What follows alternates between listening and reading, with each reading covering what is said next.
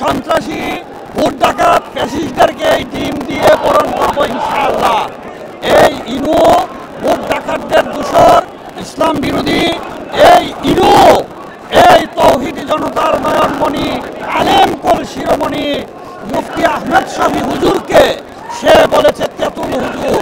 এই বিয়াদ্দব একটা মুশরিক, একটা জাহান্নামের কিরেট, একটা দুর্নীতিবাজ খুনি। এবং এই ইনু 1975 সালে শেখ মুজিবকে হত্যা করার পর, শেখ মুজিবের হত্যা করার পর ট্যাঙ্কের উপর উঠে লাফালাফি করেছিল আনন্দে। এই ইনু হচ্ছে শেখ মুজিবের খুনি। এই কারণে আমরা ইনু হত্যাকাণ্ডের বিচার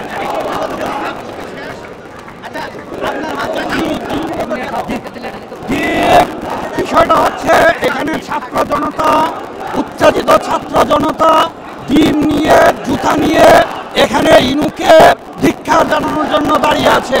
আমরা আইনজীবী জনতা এই ছাত্র জনতাকে নিবৃত করতেছি যে সে একটা খুনি আসামি, তাকে এই ডিম মারা ঠিক হবে না, জুতা মারা ঠিক হবে না।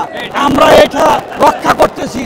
আজকে আপনারা দেখতে পাচ্ছেন এই ইনুকে এই জুতা মারার জন্য হাজার হাজার ছাত্র জনতা প্রস্তুতি নিয়েছে। আমরা ছাত্র জনতা থেকে আমরা এই ডিমগুলা নিয়ে আসছি। আমরা আইনজীবীরা ডিম মারা না, জুতা মারার পক্ষে না, যেহেতু সে একটা আসামি। আমরা এই ডিমগুলা আমাদের হেফাজতে নিয়ে এসেছি।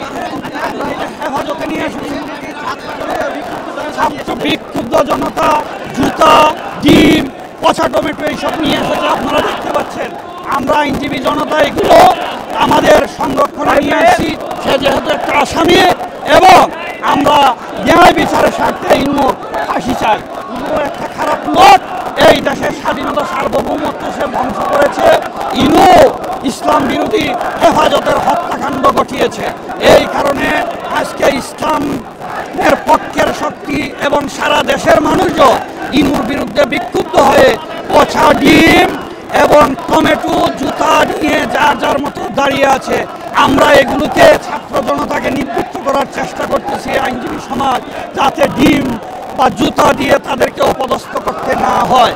আপনারা দেখেছেন এই সিলেটে কিছু সংখ্যক উত্তেজিত জনতা বিচারপতি মানিকের উপর হামলা করেছে।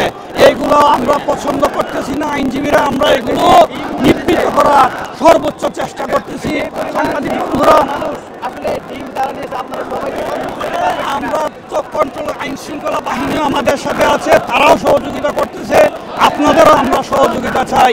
সবাই তো আমরা একটা শান্তি চাই, কিন্তু উত্তেজিত জনতা তারা কেউ ডিম, কেউ জুতা, পচা টমেটো যে যা পারে নিয়ে ধিক্ষা জানানোর জন্য ধিক্ষা জানানোর নিদর্শন হিসেবে এসেছে। এই কারণে আমরা আজকে সাধারণ মানুষজন